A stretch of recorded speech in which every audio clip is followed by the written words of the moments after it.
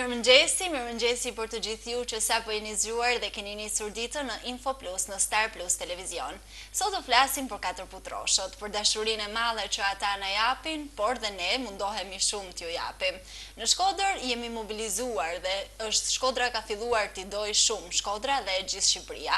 Po për të folur më shumë për ta, sot kam një të ftuar tepër speciale që për mua është një kënaqësi e veçantë që e kam në studio, Izabela Piranej. Mirëmëngjesi e dashur. Mirëmëngjesi, faleminderit shumë për ftesën. Faleminderit ty që pranove të ishe pjesë e emisionit tim. Faleminderit. Unë e di që ti ke një lidhje shumë të veçantë me katër putroshët. Duhet më tregosh ti pak më shumë për këtë lidhje, Izabel. Lidhja e ma shumë e hershme, mundem me thënë që ka fillu qysh në fëminin teme, qysh kur kam qenë shumë e vogël.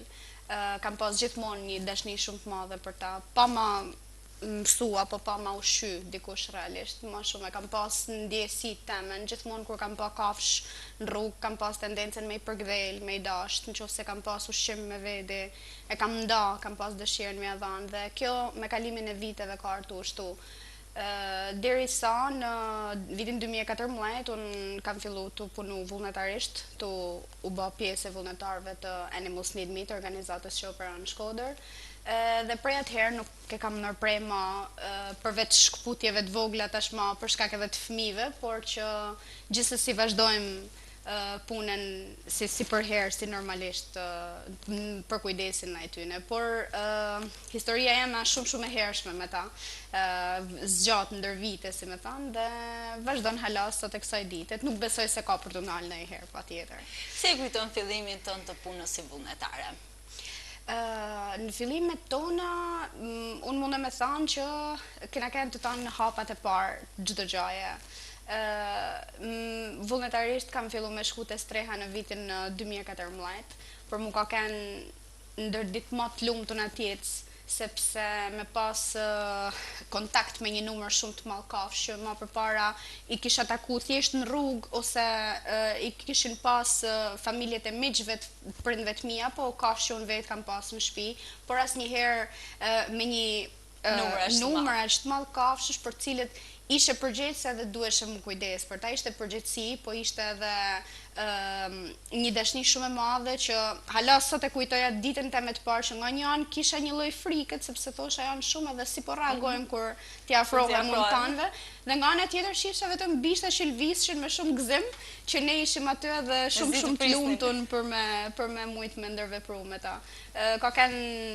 Fillimet kanë qenë vështira pa tjetër, sepse me kalimin e viteve të fillon mëson, perfeksionon mënyrën se si ti kujdesesh për ta, si në kushte shpijet, si në kushte strehet, si në kushte rrugët, dhe bëhe gjithmonë shumë maj mirë dhe din shumë ma tepër për me mujtë me i dhanë kujdesin adekuat njatë që ata kanë nevojë.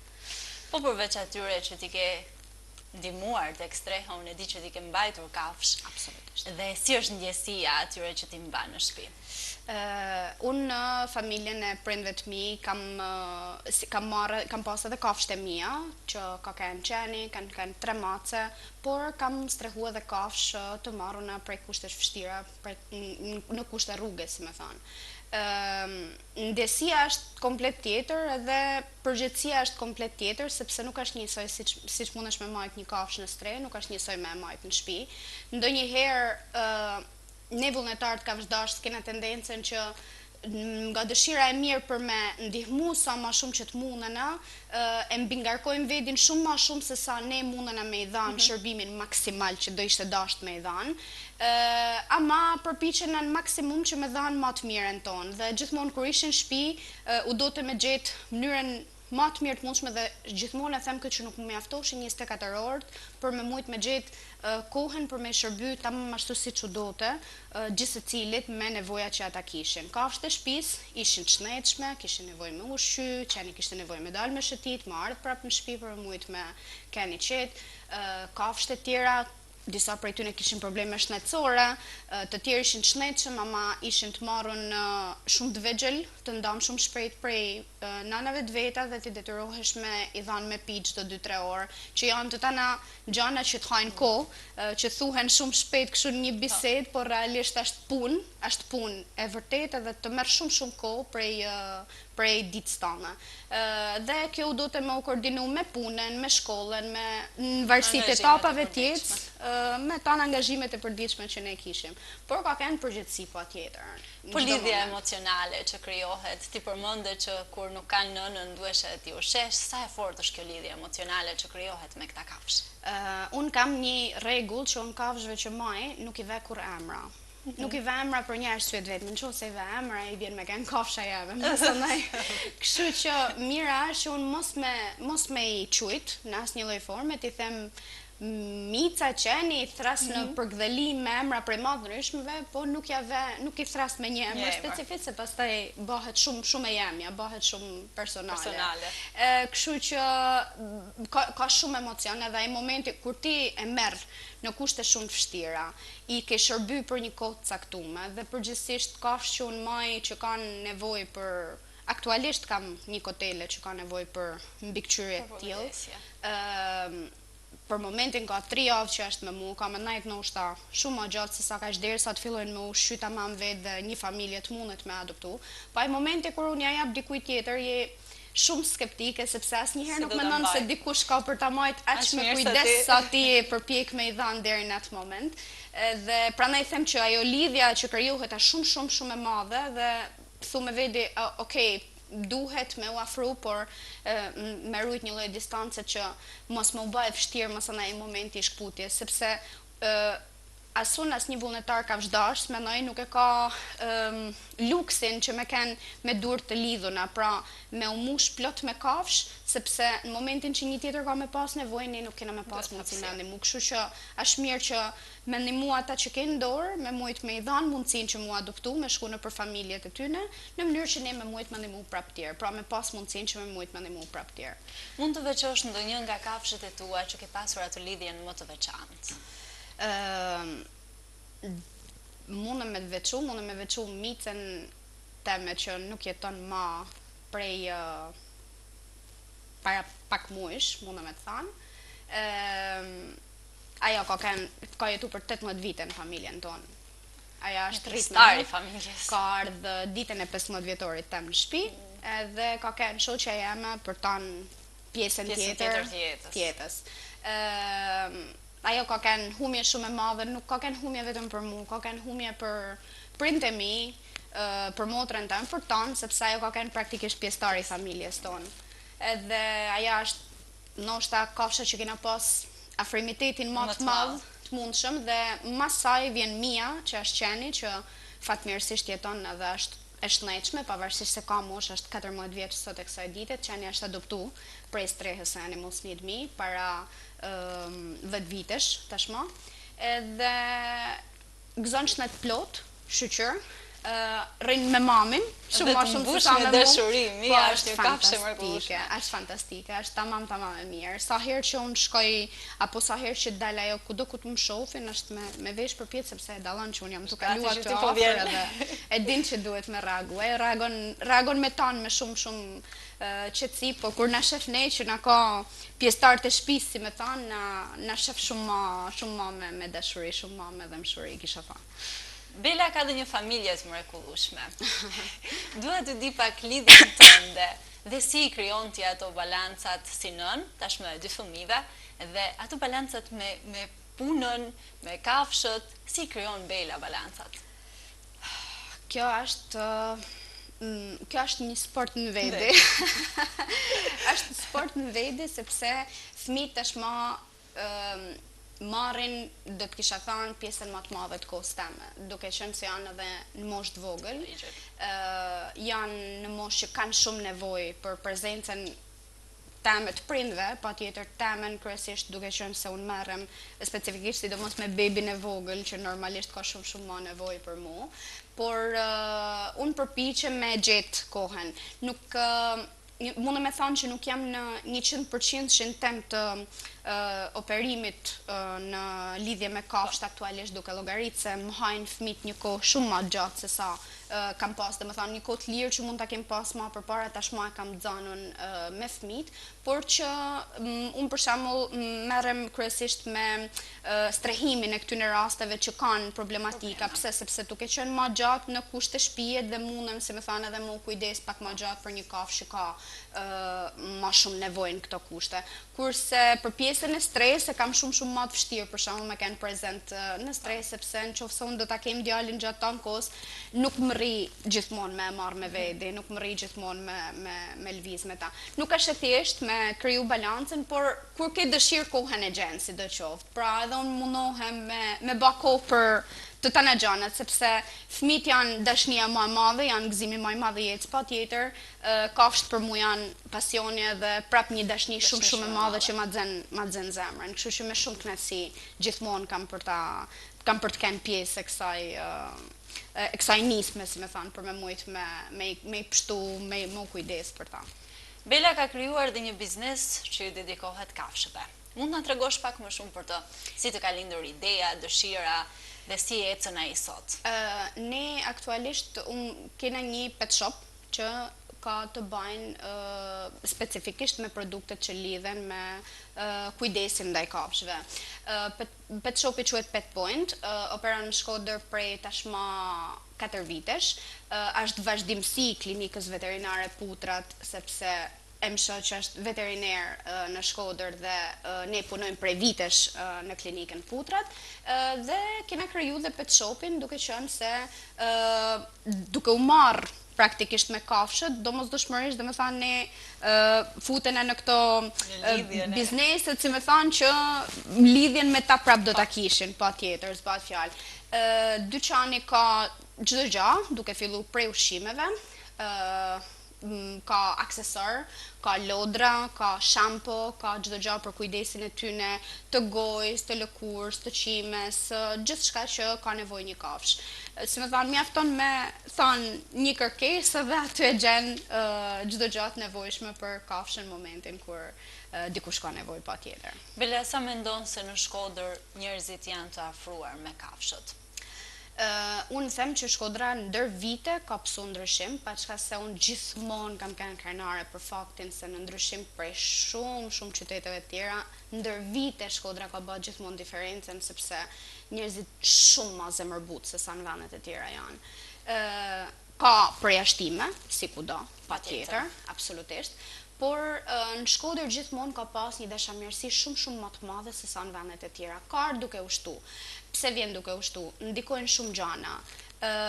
Ndër vitin e kena ba stenda, ku ne kena bisedu me njerëzit për kafshët.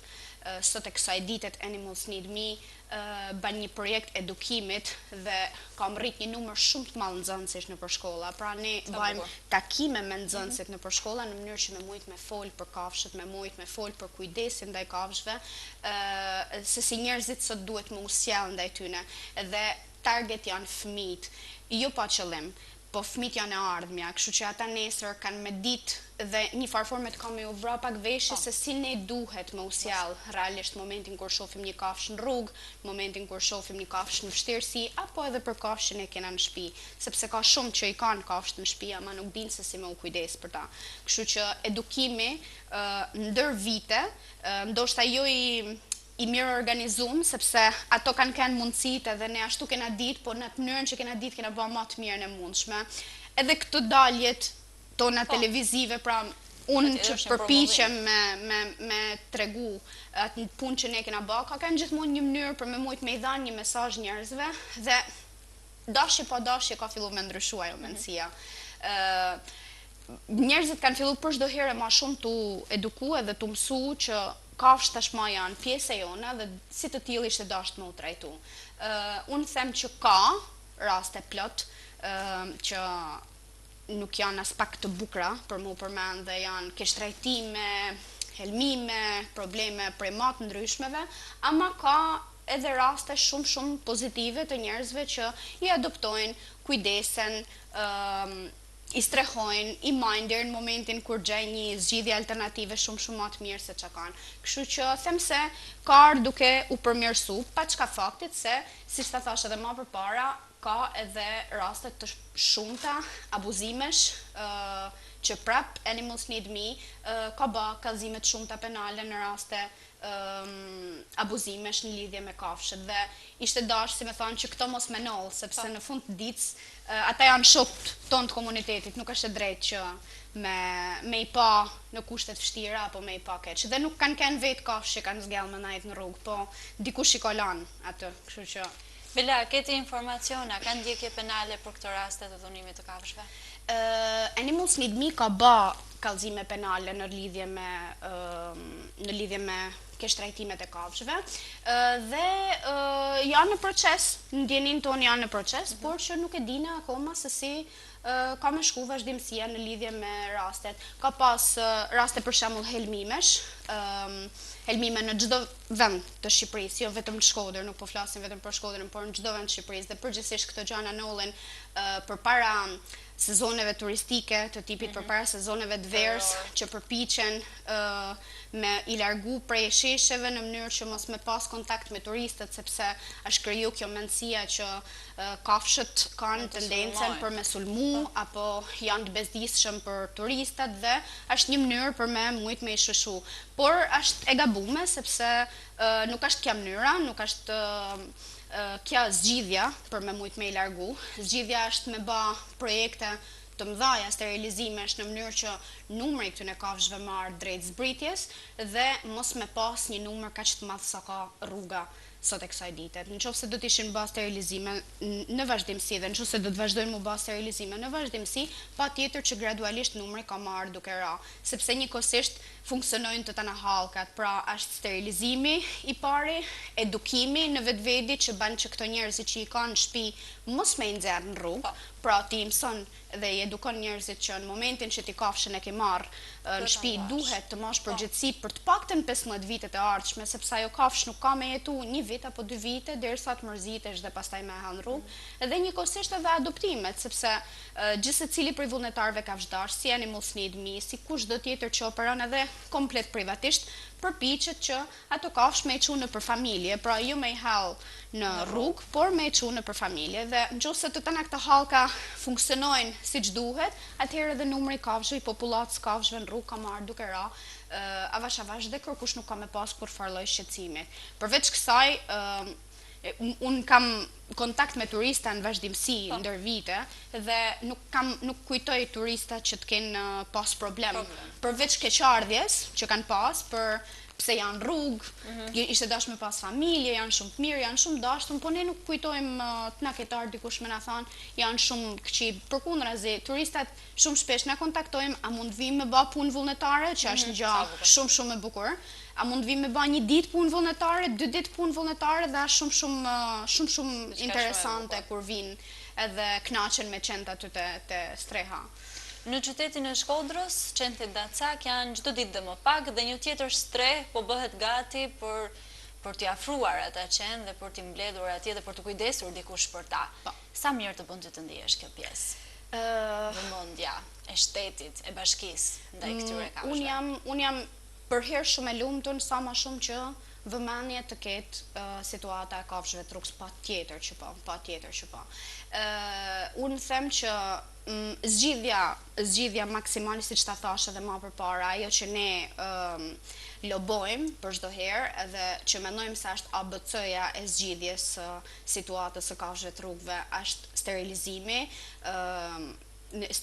i këtyre kafshëve dhe me mujt me i adoptu nëpër familjet e tyre, por edhe strehën e shoh si një stacion të përkohshëm, do thosha, shumë të mirë deri në momentin kur të gjehet destinacioni final që ka me kanë familja që gjithsecili prej nesh është i gëzuar në momentin kur ka edhe personat kush kujdeset për kafshën streh, si ne që kena strehën e Animals Need Me, si çdo vullnetar që shkon te strehat që janë të bashkisë Shkodër sot, jam e bindur që gjithsecili prej personave që kujdesen janë shumë të lumtur në momentin kur thonë që këtë kafshë mora edhe tash po e çoj te familja vet. Është gjithmonë ai rezultati, ajo është kënaqësia më e madhe e jona. Së fundmi, dua nga ti një thirrje për të gjithë ata që i duan shumë kafshët, por edhe për të gjithë ata që ndoshta i duan më pak. Dua një thirrje nga ti, nga ky emision që të shërbej për të gjithë ata që na ndjekin. Unë do të kisha thënë përpiquni, nëse se jo nuk i doni, është e vështirë për mua me e thënë këtë fjalë nuk i doni, po nëse nuk keni ndonjë afeksion shumë të madh për ta, ju lutem vetëm tregojuni të respektueshëm dhe lani në qetësi dhe në punën e vet. Për kush i don dhe kush mundet me bë minimumin e mundshëm, qoftë edhe thjesht me ushqy, qoftë edhe në kushte rruge apo me ndihmu kur janë vështirësi, ju lutem bane, sepse nëse nuk e bëjmë ne, nuk do ta bëjnë absolutisht për kush tjetër, nuk ka si e bën dikush tjetër, pra dikush duhet me marrë iniciativën për absolutisht çdo gjë. Është bukur me ndihmu, është bukur me ndihmu njerëzit, është bukur me ndihmu çdo gjë gjallë, është bukur me ndihmu kafshët, kështu që pse mos ndihmojmë kur e kena me aq sa kena në dorë dhe me aq sa kena mundësi. Kaq është ajo që unë kisha dashur me i ftoj tan, kushdo që ndjek dash kafshëdars, i ftoj shumë që më ardh me u bë pjesë e strehave, e gjithë secilë streh, nuk ka rëndësi. Ai ishte te bashkia, nuk ka rëndësi fare, e rëndësishme është thjesht që më u afro me kafshët dhe më u bë pjesë dhe pse jo edhe me adoptu kafshë prej strehave me i bë pjesë të familjes, kishte kanë një lumturi e madhe. Bela, të falenderoj shumë për këtë bisedë kaq të këndshme dhe që ishte me mua këtë mëngjes. Faleminderit për jush, jam shumë e kënaqur që erdha. Faleminderit. Faleminderit dhe të gjithëve ju që na keni ndjekur deri në këtë momente, duke ju uruar një fundjavë të mbar, bashkë shihemi të hënën.